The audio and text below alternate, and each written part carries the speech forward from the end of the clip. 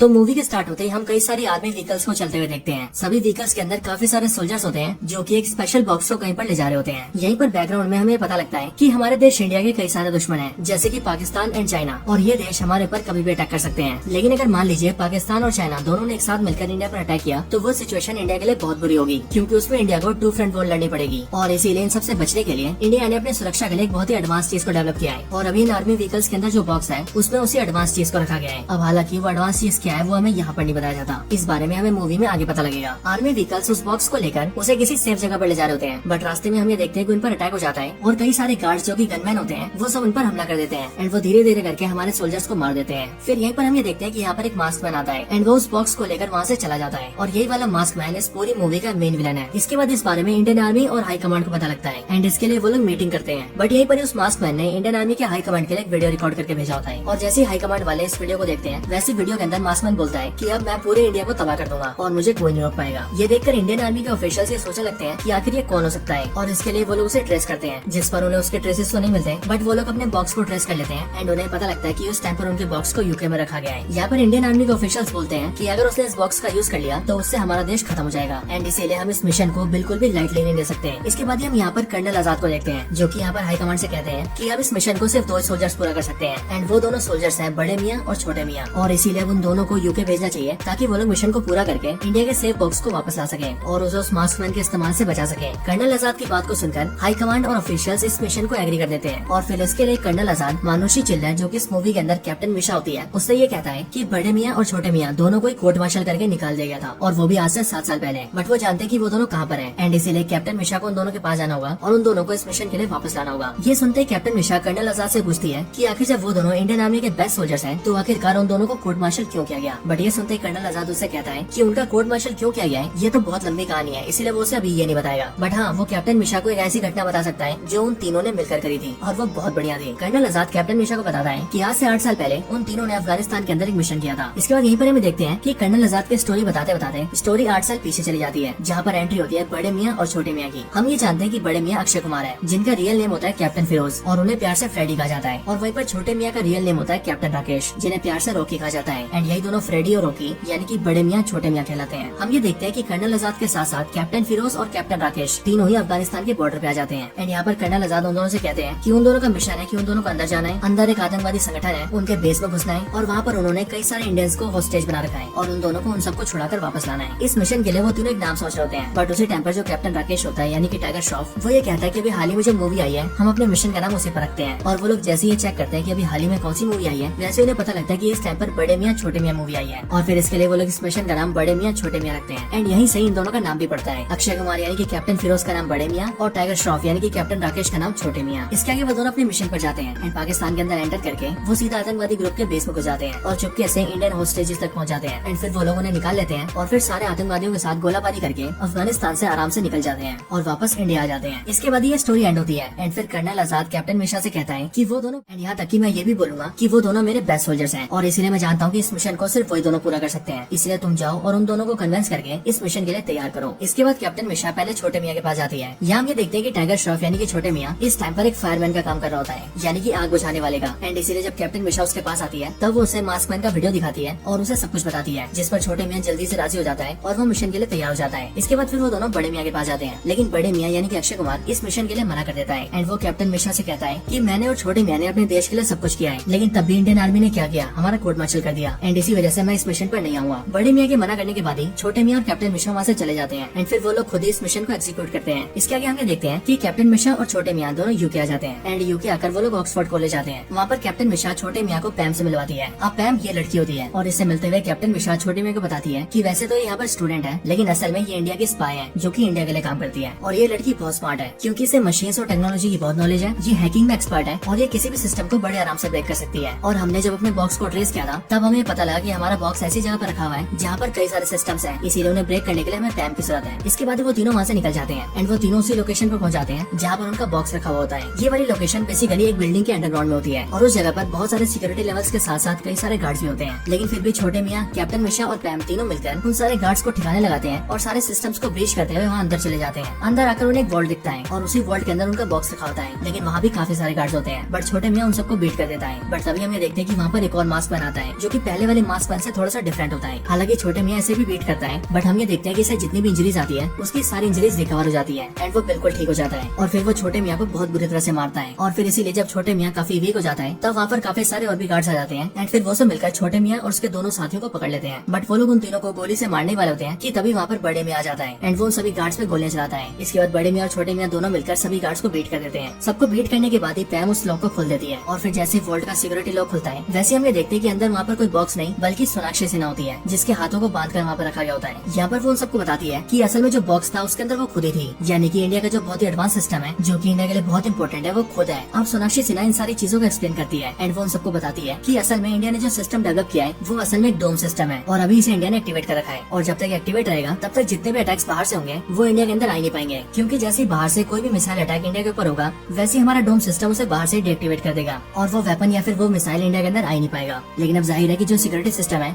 उसके डेटा को कहीं पर स्टोर भी करना पड़ेगा, लेकिन अगर उसे किसी हार्ड ड्राइव के अंदर स्टोर किया गया तो वो किसी द्वारा हैक भी किया जा सकता है। एंड इसीलिए इंडियन आर्मी और हाई कमांड ने ये फैसला लिया था कि वो लोग डोम के डेटा को सोनाक्षी सिन्हा के दिमाग में इनक्रिप्ट करेंगे ताकि जब भी जरूरत हो तो सोनाक्षी सिन्हा के दिमाग से कनेक्ट करके वो सभी डोम के डेटा को इनक्रिप्ट और डिक्रिप्ट कर सके। एंड इसी डोम का नाम दिया गया था करण कवच, जो कि इंडिया को हर बाहरी खतरे से बचाता। और इस करण कवच के डेटा को सोनाक्षी सिन्हा के दिमाग में इसलिए डाला गया क्योंकि वो भी इंडियन आर्मी की सोल्जर थी। लेकिन यहाँ पर हम ये देखते हैं कि जब बड़े मियाँ इन सारी बातों को सुनता है तब उसे इन बातों पर शक होता है एंड वो छोटे मियाँ और बाकियों से कहता है कि अगर मास्क मैन को करण कवच का डेटा चाहिए था तो वो सिंपली सोनाक्षी सिन्हा के दिमाग से उसे निकाल सकता था और अब तक तो उसे निकाल कर सोनाक्षी को मार भी देना चाहिए था। लेकिन उसने ऐसा कुछ भी नहीं किया और बल्कि ऐसा करने की बजाय उसने सोनाक्षी को उस वॉल्ट के अंदर कैद करके रखा और देखने से तो ऐसा लग रहा है कि वो हमारे आने का इंतजार कर रहा था। यहाँ पर ये लोग ये बातें कर ही रहे होते हैं कि तभी उन पर एक सडन अटैक होता है एंड तभी हम ये देखते हैं कि वो मास्क मैन यानी कि वही बंदा जिसने सोनाक्षी को उठाया था वो यहाँ पर अपने वो बड़े मियाँ, छोटे मियाँ और बाकी सबको लेकर कैप्चर कर लेता है और उन सबको अपनी जगह पर ले जाता है। यहाँ पर वो उन सभी को चेन से बांध देता है एंड फिर इसके बाद ही वो बड़े मियाँ और छोटे मियाँ के सामने आता है और अपने मास्क को हटाता है। एंड देन फिर बड़े मियाँ और छोटे मियाँ जानते हैं कि वो पर्सन और कोई नहीं बल्कि कबीर है जो कि उनका पहले दोस्त हुआ करता था। और यहाँ पर मास्क मैन यानी कि कबीर बड़े मियाँ और छोटे मियाँ से कहता है कि ये सब उसने उन दोनों से बदला लेने के लिए किया है। यहाँ पर इन दोनों से थोड़ी बातें करने के बाद ही मास्क मैन यानी कि कबीर डॉक्टर मिश्रा से कहता है कि मैं जानता हूँ कि तुम्हें यहाँ पर कुछ भी समझ नहीं आ रहा होगा और तुम ये सोच रही होगी कि आखिर ये सब चल क्या रहा है। और फिर इसीलिए कबीर डॉक्टर मिश्रा को सबको समझाता है। अब स्टोरी आज से 7 साल पीछे जाती है जहाँ पर हम ये देखते हैं कि बड़े मियाँ, छोटे मियाँ और कबीर तीनों ही दोस्त होते हैं। जहाँ पर बड़े मियाँ और छोटे मियाँ तो सोल्जर्स होते हैं लेकिन जो कबीर होता है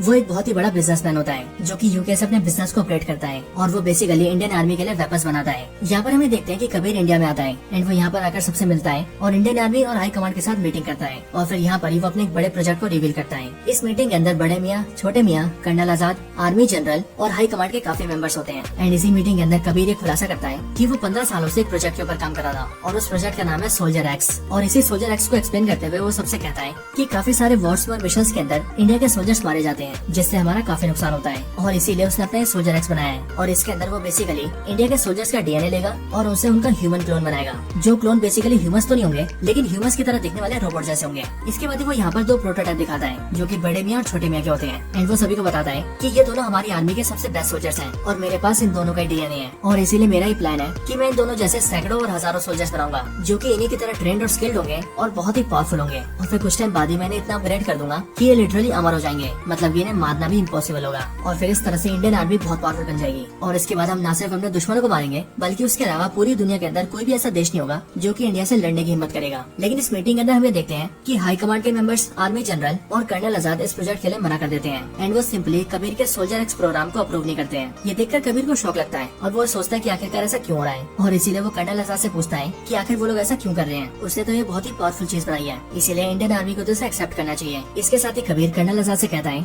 कि मेरे इस प्रोग्राम के बाद इंडियन आर्मी बहुत स्ट्रॉन्ग हो जाएगी और सोचिए इन सारे ह्यूमन क्लोन्स का कंट्रोल आपके हाथों में होगा। बट ये सुनते ही कर्नल आजाद कबीर से कहता है कि यही तो सबसे बड़ी प्रॉब्लम है, क्योंकि मान लो अगर कंट्रोल मेरे हाथ में होता है और मैं ही गद्दार निकल जाता हूँ तो तब तो इंडिया देश ही खत्म हो जाएगा। इसके अलावा तुम्हारे बनाए हुए ह्यूमन क्लोन्स की वजह से देश के अंदर तख्ता पलट भी हो सकता है और पूरे कंट्री में मिलिट्री रूल आ सकता है, क्योंकि एज ऑफ कोर्स मिलिट्री के पास इतनी सारी पावर्स होना बिल्कुल भी ठीक नहीं है। और इन सबके भी ऊपर इंडियन सोल्जर्स पूरी दुनिया से अलग है और इंडियन सोल्जर्स को जो चीज अलग बनाती है वो है हमारा जमीर, क्योंकि हमारे सोल्जर्स के अंदर इंसानियत है और इसीलिए हम दूसरे देश के सोल्जर्स को भी एक सोल्जर की तरह ट्रीट करते हैं। हम मरते हुए इंसान को भी पानी पिलाते हैं। लेकिन तुम्हारे सोल्जर एक्स के अंदर जितने भी क्लोन्स बनेंगे वो तो इंसानी नहीं होंगे, इसीलिए उनके अंदर कोई जमीर, कोई सिद्धांत नहीं होंगे और इसीलिए ये चीज ना तो हमारे देश के लिए ठीक है और ना ही ह्यूमैनिटी के लिए। इसीलिए तुम इस प्रोजेक्ट को बंद कर दो और कल तक इसकी रिपोर्ट हमारे सामने रखो और अगर तुमने इसे बंद नहीं किया तो हम स्ट्रिक्टली इसे बंद करवा देंगे और सब चीजों को सीज कर लेंगे। ये सुनकर कबीर को बहुत गुस्सा आता है और इसीलिए वो कर्नल आजाद के ऊपर अटैक करने की कोशिश करता है। बट ये देखते ही बड़े मियाँ और छोटे मियाँ उसे पकड़ लेते हैं और उसे नीचे पटक देते हैं एंड फिर उसे वार्निंग देकर छोड़ देते हैं। इसके आगे कर्नल आजाद उससे एक बार फिर से कहते हैं कि वो कोई बेवकूफी ना करें और सीधा जाकर अपने प्रोजेक्ट को बंद कर दें। इसके बाद कबीर वहाँ से निकल जाता है और वो अपने रिसर्च लैब में आ जाता है। बट यहाँ पर हम ये देखते हैं कि वो प्रोजेक्ट को बंद करने की बजाय अपने सारे साइंटिस्ट से कहता है कि उसे प्रोजेक्ट आज के आज ही पूरा चाहिए। और एक बार जैसे ये पूरा हो जाएगा वैसे इस बार वो इन सारे जैसे कि चाइना और पाकिस्तान जैसे देशों को और फिर इंडिया को पता लगेगा कि आखिरकार उसने क्या बनाया था एंड देन सब उसकी वैल्यू करेंगे। बट हम ये देखते हैं कि यहाँ पर ये सारी बातें सोनाक्षी सिन्हा सुन लेती है और वो इन सारी बातों को रिकॉर्ड करके कर्नल आजाद और आर्मी जनरल को दिखा देती है। एंड फिर इसीलिए वो दोनों बड़े मियां और छोटे को बुलाते हैं और उन दोनों को कबीर को रोकने के लिए कहते हैं। लेकिन बड़े मियां और छोटे मियां को ये भी कहा जाता है कि कबीर को उन दोनों को जिंदा पकड़ना है। इसके बाद ही बड़े मियां छोटे मियां रिसर्च लैब पे हमला करते हैं, लेकिन उन पर भी अटैक होता है क्योंकि उन पर कबीर के सारे गार्ड्स अटैक करते हैं। बट वो दोनों उन सबको बीट करते हैं एंड फिर वो लोग कबीर को पकड़ लेते हैं। बट कबीर उन्हें मारने की कोशिश करता है, जिस पर बड़े मियां और छोटे मियां उसे अपनी बंदूकों से छल्ली करके मार देते हैं और फिर इस तरह से कबीर का सोल्जर एक्स प्रोग्राम रुक जाता है। बट अगले सीन में हम ये देखते हैं कि बड़े मियां और छोटे मियां दोनों का एक कोर्ट मार्शल कर दिया जाता है और वो इसीलिए क्योंकि इन दोनों को स्ट्रिक्ट ऑर्डर्स थे कि उन्हें कबीर को जिंदा पकड़ना है, लेकिन उन दोनों ने ऑर्डर्स की अवहेलना की है। इसके लिए कोर्ट मार्शल करके उन दोनों को आर्मी से निकाल दिया जाता है। इसके बाद ये पूरी स्टोरी एंड होती है,